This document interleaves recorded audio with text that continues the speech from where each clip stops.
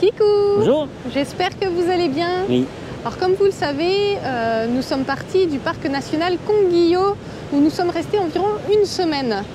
Alors là-bas, on a fait énormément de randonnées Oui. et où on était totalement immergé dans la nature et un calme permanent. 50 km apparemment, peut-être un peu plus. À peu près, ouais. Et en revenant à la civilisation normale, eh bien, ça a été comme un choc. Il a fallu presque se réacclimater au bruit de la vie normale. Alors, on était dans un endroit tellement calme que ensuite, quand vous entendez le camion, la circulation, les gens qui parlent, les chiens qui aboient, tout ça, eh ben, c'est assez stupéfiant à quel point il a fallu se réacclimater. Comme ça. Alors, vous allez peut-être croire qu'on exagère, mais c'est vraiment ce qu'on a ressenti tous les deux. Ouais. Je voulais vous dire aussi, d'ici quelques jours, je vais publier sur notre chaîne YouTube différents posts où on va vous poser des questions sur nous, notre chaîne YouTube, ce que vous aimez, ce que vous n'aimez pas. On va vous poser des questions sur différents points. On attendra de vous de la franchise, mais cet échange devra bien entendu rester courtois, bienveillant et surtout être constructif. Je ne sais pas si vous recevrez ces messages sous forme de notification comme pour les vidéos. Alors soyez attentifs à ce qui se passe sur notre chaîne. Alors, où sommes-nous aujourd'hui et que va-t-on faire? Nous sommes aux chutes de Lara. Oui, et donc ce sont des cascades qui suscitent la curiosité de nombreux visiteurs, et la nôtre aussi. Et vous les avez sans doute déjà remarquées derrière nous. Et on va aller voir ça d'un petit peu plus près. Vous venez avec nous? Alors déjà depuis ici, on aperçoit donc la cascade. Au-dessus, il y a la rivière qui est calme et basse. Et ensuite, ça se poursuit dans un canyon étroit. Et les eaux vont ensuite arriver dans la rivière Biobio, dans la commune de Lara. Alors pour se rendre à la cascade, ou aux cascades, ils ont aménagé une passerelle en bois. Ce ne sont pas les cascades les plus impressionnantes que l'on ait pu voir ou que l'on verra, mais ce qui est sympa, c'est que l'on peut s'approcher quand même relativement près. Et pour information, les chutes, elles naissent de la fonte des glaces. Alors actuellement, le débit n'est pas très fort, je pense, parce que ici, ça devrait couler beaucoup plus, d'après des photos que j'ai vues. Donc je pense que par moment, ça coule bien plus fort que ça. Il est aussi possible d'observer ces cascades en prenant de la hauteur. Ce site ou cette cascade était un lieu de culte pour les anciens Mapuches. Ils venaient grignoter des pignons de pin. Oui, le fruit de l'araucaria, les arbres que l'on a pu observer dans le parc Konguillo. Et pour les jeunes, lorsqu'ils passaient d'un côté à l'autre de la cascade, signifiait qu'ils devenaient adultes. Ils avaient donc l'envie de passer, ils avaient des compétences. C'était la preuve ultime pour prouver qu'ils étaient devenus des hommes. Avant de quitter ce site, on repasse devant tous les exposants. Alors, on peut trouver des souvenirs, de l'artisanat. Je pense qu'on va encore passer la nuit par ici. Et puis demain matin, on va reprendre la route. Oh oui, sans problème. Mais c'est très beau ici, hein. Franchement, ouais. Il y a pas mal de choses. Voilà. Voilà. Voilà. Nous sommes environ 200 km un peu plus au nord. Et on fait un passage à Yerbas Buenas. C'est un petit village. On va aller voir un petit peu la place centrale et autour. Yerbas Buenas, c'est herbe bonne. Ouais. Et nous arrivons donc sur la place centrale de Yerbas Buenas. Bon, il est encore un petit peu tôt, donc il n'y a pas grand monde dans les rues, à part quelques personnes en train de faire quelques petites courses là-bas. Et puis voilà, pas mal de végétation. C'est sympa, c'est joli. Les rues sont joliment disposées. Et on a une architecture qui est un petit peu spéciale, qu'on n'a pas l'habitude de voir au Chili. Là, avec les petites arcades. On remarque qu'il y a pas mal d'arcades sur ces maisons ici. Là, on a une jolie fontaine et encore des arcades sur la maison derrière. J'aime bien, ça donne un nouveau style sur les maisons chiliennes. Et c'est très propre, très entretenu. Ils sont d'ailleurs en train de nettoyer justement. Et c'est vraiment bien entretenu. Encore un autre style de maison que l'on n'a pas forcément l'habitude de rencontrer ici. Elle a une architecture qui est un petit peu différente, puis elle est très colorée. Bon, les couleurs, ça, c'est pas ça qui manque, hein. On en voit souvent des couleurs, mais l'aspect de la maison est changeant.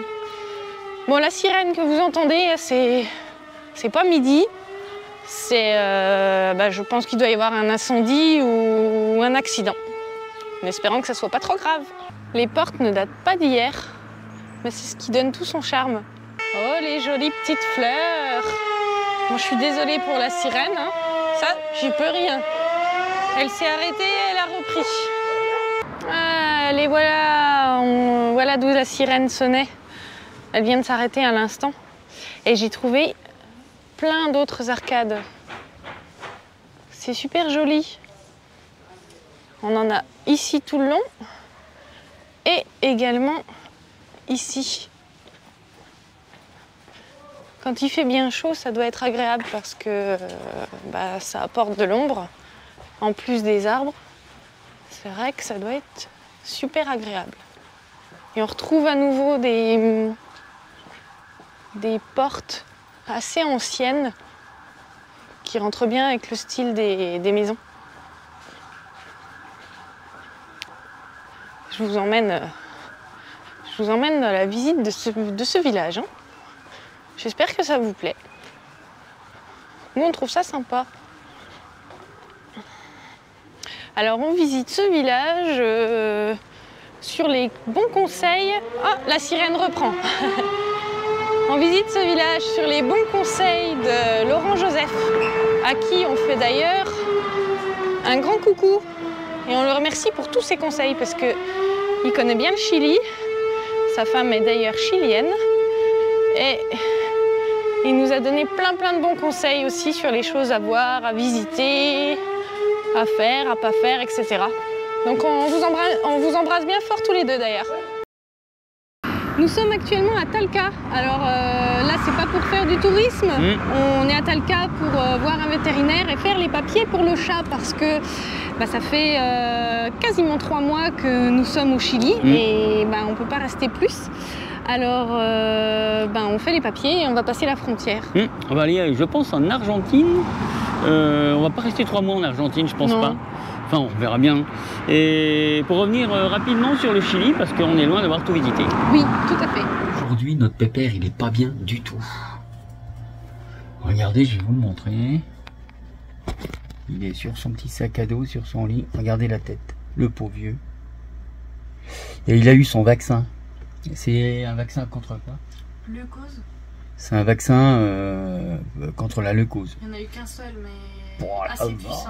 Ouais. Il est dans un état pitoyable, pauvre pépère. Bon.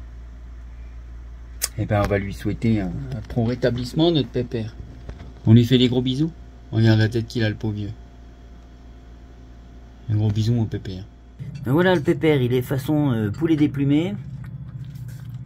Mais il a faim, c'est déjà pas mal. Mais par contre, il faut le porter pour le descendre du lit et pour lui donner à manger. Mais là, ça y est, c'est reparti. J'ai l'impression que ça va mieux. On verra bien ce soir. Nous avons quitté Talca et nous nous dirigeons maintenant vers la frontière.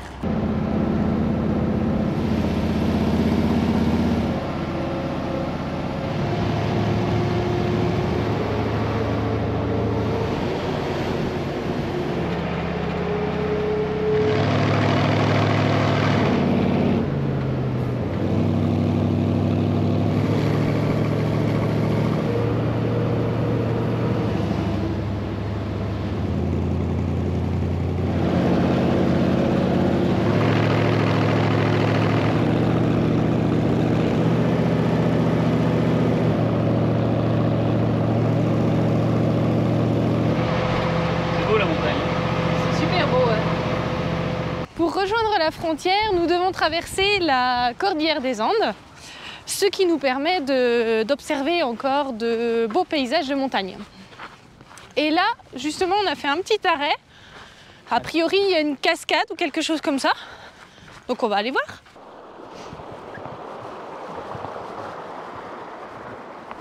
Regardez-moi ce paysage. On est hyper haut. Là, Didier est en train de me tenir pour pas que je tombe. Et est-ce que vous avez déjà vu une cascade qui coule vers le ciel? Oui, vers le ciel. C'est super beau. Regardez d'un peu plus près. Bon, tout le monde essaye d'aller voir la cascade, mais on voit que la cascade se projette vraiment en l'air. Comment t'expliques ça, Didier? Il doit y avoir un courant d'air, un couloir d'air qui fait que l'eau monte? Oui, c'est-à-dire qu'il y a une pompe qui monte, il y a un courant d'air qui vient du bas vers le haut, et ça pousse l'eau vers le haut, c'est normal. D'accord.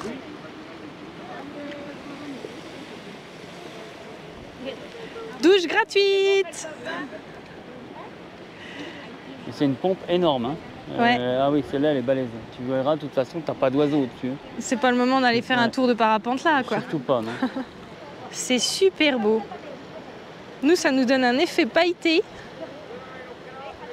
Pour vous faire des vidéos, voilà ce qu'elle fait. C'est inconsidéré. Il faudra la rouspéter. Je suis en train de me faire disputer par Didier parce que je prends des risques, je vais un peu trop au bord. Mais voilà, j'ai réussi à voir la cascade d'un petit peu plus loin. Elle est toujours en train de danser. Un petit coup en l'air, un petit coup vers le bas. Et d'ici, on peut voir qu'elle se poursuit encore un petit peu plus bas. Désolée pour le vent, ça souffle énormément. Et le paysage est vraiment très beau. On est de l'autre côté et vous pouvez remarquer que la roche est très friable parce qu'il y a plein de morceaux cassés. On a une autre grande cascade à ce niveau-là. Il y en a une encore un petit peu plus loin par ici. Et ici, on a une grande cassure. Vous vous rendez peut-être pas compte, mais il y a à peu près 30 mètres de haut à ce niveau-là. C'est vraiment super joli, on ne regrette pas de s'être arrêté. Et voilà l'autre cascade que je vous ai montrée, mais sous un autre angle. Vous avez quand même un panneau pour vous dire que vous risquez de tomber. Donc, libre à vous de tomber ou pas.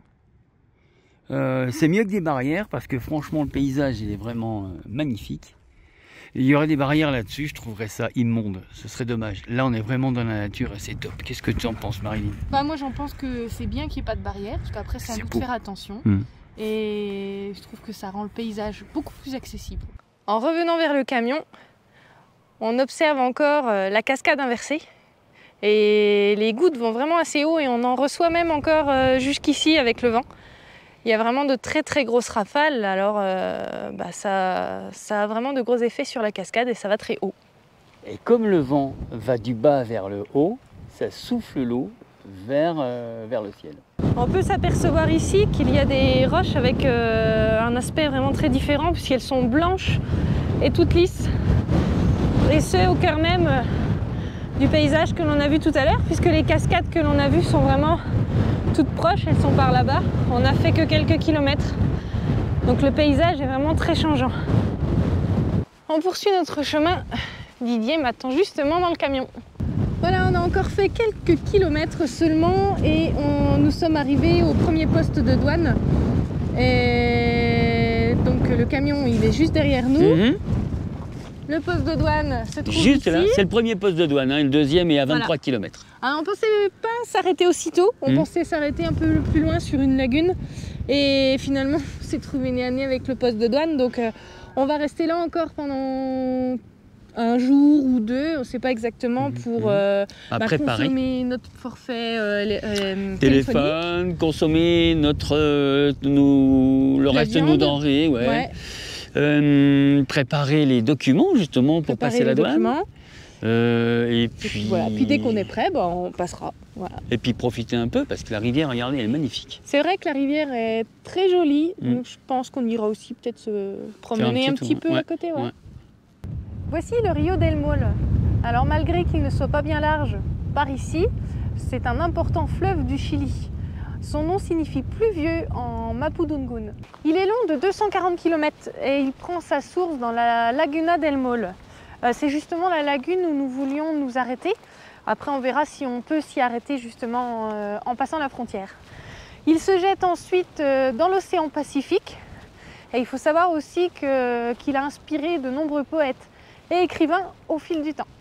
Et au bord de l'eau, on peut apercevoir pas mal de vaches qui se promènent et qui broutent. Et là, elles vont rejoindre gentiment les autres qui sont un peu plus loin. Bon, il y a aussi Didier assis et qui contemple le paysage.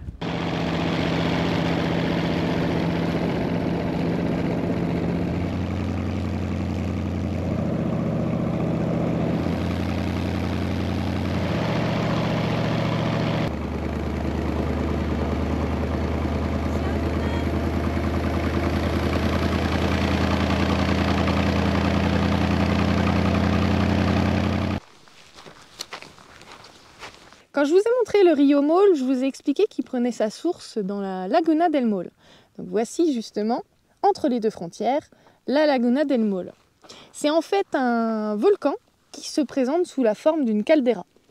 Oui, à l'intérieur de cette caldeira, vous avez des stratovolcans, des dômes de lave, des cônes et aussi des cratères volcaniques.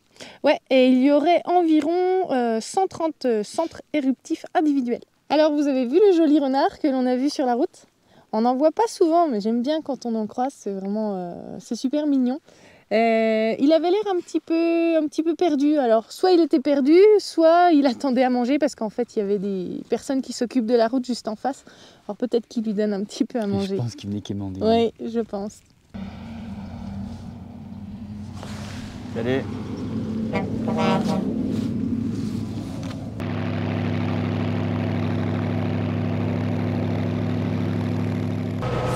Nous avons passé la frontière, donc nous sommes maintenant en Argentine. Ben, ça s'est super bien passé, ça a été relativement rapide. Nous, ça a été tout seul, on a refait un TIP pour le camion, donc c'est pour 90 jours. Nous aussi, c'est 90 jours. Oui, oui.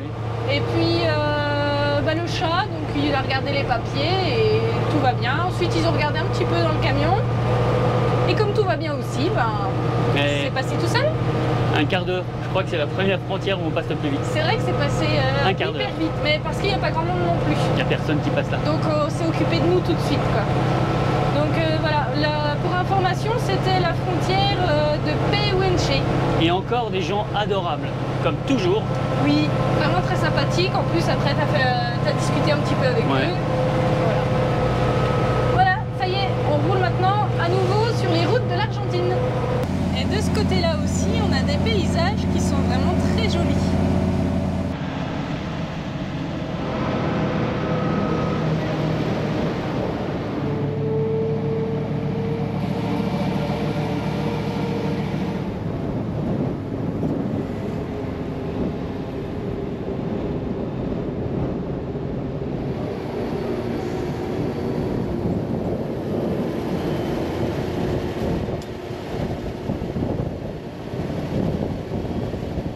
Alors il faut être vraiment très prudent sur la route parce qu'on peut croiser tout type de véhicules, les piétons et aussi quelques animaux. Je vous montre ça. Par là-bas, on a un immense troupeau de chèvres. Et là, il est clair qu'on ne peut pas passer. Donc on va attendre qu'elle libère le passage et on ira après.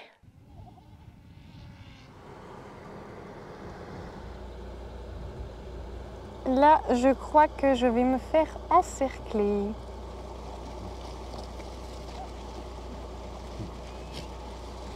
Bon, au moins, vous ne pourrez pas les voir de plus près. Salut toi.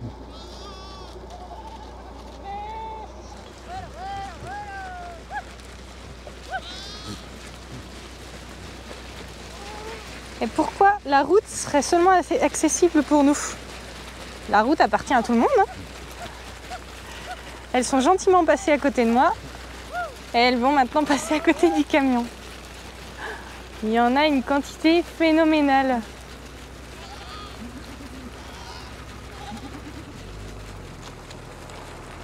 Voilà.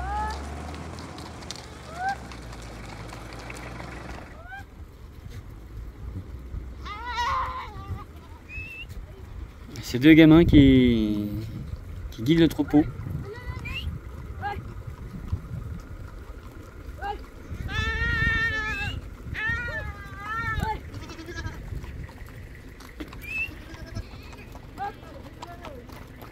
Voilà.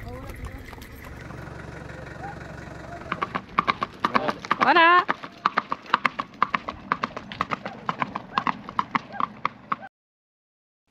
En venant en Argentine, notre but est de renouveler nos papiers pour revenir à jour au Chili et poursuivre la découverte du pays chilien. Nous pouvons rester 3 mois au Chili. Et nous sommes arrivés à terme de ces 3 mois. Oui, et donc là on va faire un passage en Argentine pour revenir un peu plus haut au Chili. Puis on va aussi profiter d'être en Argentine pour réaliser quelques petites choses à moindre coût. Je voulais aussi vous dire que le chat va beaucoup mieux. Il a digéré son vaccin. Hein. Oh oui, oh le pauvre minou. Et c'est cool parce que on n'aime pas du tout le voir ainsi. Mais je vous assure vraiment qu'il va beaucoup mieux. Cette nuit, il s'est mis à courir partout dans le camion comme un fou. Donc quand il fait ça, c'est que ça va bien. On se retrouve un peu plus loin dans une prochaine vidéo. N'oubliez pas de partager nos vidéos, s'il vous plaît, comme on vous l'a expliqué, ça nous aide beaucoup. Merci beaucoup à toutes les personnes qui ont partagé nos vidéos, c'est très gentil. Oui, commentez, un petit pouce vers le haut, s'il vous plaît, et abonnez-vous si ce n'est pas encore déjà fait, parce que ça vous permettra d'être au courant de tout ce qui se passe sur notre chaîne YouTube. On vous dit à très bientôt, et n'oubliez pas, voyager, c'est la liberté.